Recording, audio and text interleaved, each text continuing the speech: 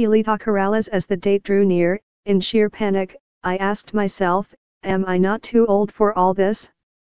I fell off the radar last Sunday. It was an exciting time for me, but I discovered that stress isn't my strong suit. And so I ducked out of my chair and did my other thing. It was a week of deadlines, rewrites, and rehearsals. The challenge to me was personal. Could I pick up where I left off? Silly thought. The last time I did something like this was a lifetime ago. That was in the early 60s. I was young then, still full of energy, and although I didn't quite have all my ducks in a row at the time, I was eager to venture out and do new things. I was asked to write the script for An Evening with Pilita, the flagship musical variety TV show for then ABS-CBN. I had never written a script, but I said, why not? It paid $50 per episode. Laughable by today's standards. But I loved it. First cousin. Pilita is my first cousin, many years younger. Her dad and my mother were the closest in a family of 8 siblings. They both loved music. My mother was the singer and voice teacher, and Pepe was her biggest fan. In her teens, Pilita once went to Tia Lulu for lessons. But Mama said, all I can do is teach her how to breathe.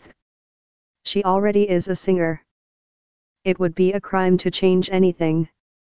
After her father's death, Pilita's mother took the family to Australia where she became a huge star. A street in Melbourne is named after her. When they returned a couple of years later, it was no surprise that she landed a primetime TV slot for An Evening with Pilita. I jumped on board. When I moved to the US, Pilita continued making hit after hit. She became Asia's queen of song.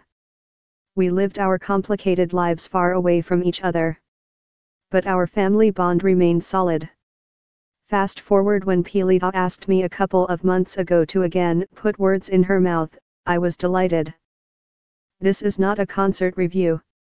But let me tell you about putting it together and how, as the date drew near, in sheer panic, I asked myself, am I not too old for all this? The atmosphere was not new. It felt like home several times, as I sat listening to the orchestra in rehearsal and Pilita on a high chair going through her songs, I had a sense of déjà vu. It was a weird sensation. It was as close to me as a second skin, but at the same time, I felt quite detached. Yet I was not unmoved. I know I didn't imagine the goosebumps. Several times I caught myself getting misty-eyed and feeling a familiar tug deep in my heart. It must be the lights, I thought, the dramatic silent movement of that immense red curtain has always affected me. Or could it be the repertoire of sentimental old songs? It seemed like things were sort of happening again, but to someone else. Strange.